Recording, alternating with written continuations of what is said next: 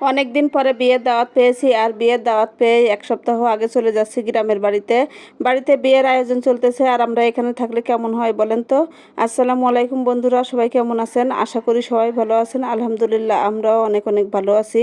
তো এই যে ব্যাগ ট্যাগ গুছাই নিয়ে আর বাচ্চাদেরকে নিয়ে চলে যাচ্ছি গ্রামের বাড়িতে, কারণ আমার ভাসুরের মেয়ে আদরের বিয়ের আয়োজন চলতেছে। তো দিন তারিখ পড়ে গেছে, বিয়ের সব কিছু ঠিকঠাক করা হয়েছে। তো আমরা কয়েকদিন আগেই চলে যাচ্ছি। তো এখানে কিন্তু আমার বড় মেয়ের শ্বশুরবাড়ি রয়েছে, আর আমরা চারজন চলে যাচ্ছি, দুই ছেলে মেয়েকে নিয়ে আমরা দুইজন, আর বড় মেয়ে পরে যাবে ওখান থেকে। তো আমি একটু আগেই যাচ্ছি, কারণ অনেক দিন বাবার বাড়িতেও যাই না। তো যেহেতু আমার শ্বশুর বাড়ি বাবার বাড়ি পাশাপাশি, তো আমি এখান থেকে আবার আমার বাবার বাড়িতেও একটু যাব, যে ঘুরে আসবো, 2 দিন থেকে আসবো। আর এদিকে বাড়িতে আসতে না আসতেই ঝড় বৃষ্টি শুরু হয়েছে। আমরা দুপুরে এসে খাওয়া দাওয়া করলাম, আর খাওয়া দাওয়া শেষ করে উঠে দেখি ঝড় বৃষ্টি শুরু।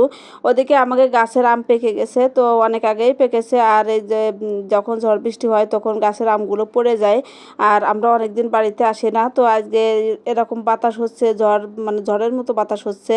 তো তাই দেখে আমার ছোটো মেয়েকে বলছে, আইস আমি আম কুড়াই নিয়ে আসি। আর গ্রামের বাড়িতে যখন গাছ থেকে আম পড়ে, সেই আমগুলো খুঁড়তে কিন্তু খুব ভালো লাগে। যারা গ্রামে থাকেন বা নিজেদের গাছের আম কিংবা কোনো ফল এরকম ঝড়ের দিনে পড়ে, তখন তারাই বুঝবে যে এটা খোঁটার কত মজা। তো এখানে যে আমার সেজদাপুরের ঘরের পিছন পাশে হচ্ছে আমাদের এই আম গাছগুলো লাগানো।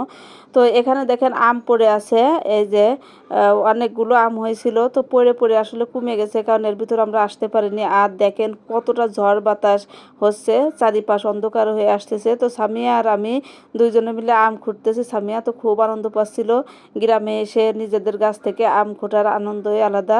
তো এখানে হচ্ছে 2টা আম গাছ, আর অন্যান্য গাছগাছালি আছে। তো এখানে ছায়ার ভিতর, তো তারপরও অনেক এই গাছ একটা গাছেই অনেক আম হয়। আর একটা রূপালি গাছ আছে, রূপালি আম যেটা বলে, সেটা হচ্ছে একটু কম হয়, সেটা ছোট গাছ। তো এখানে আমি সামিয়াকে দেখাচ্ছি, দেখ সামিয়া কোথায় কোথায় আম পড়ে আছে। আমরা তো ওই পাশে খুঁটে বা চলে যাচ্ছিলাম, পিছন দিক ফিরে দেখি এখানেও আবার একটা আম।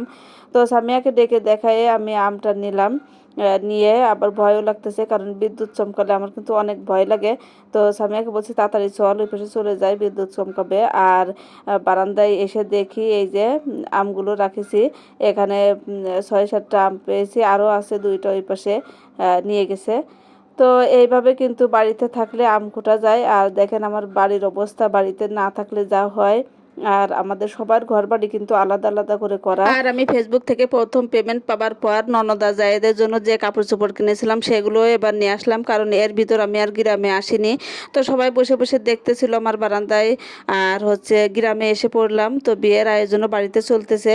তো এখন থেকে বিয়ের ভিডিও, মানে বাড়িতে যে আয়োজন চলতেছে সবগুলো আপলোড দিব, সবাই আমার সাথেই থাকবেন।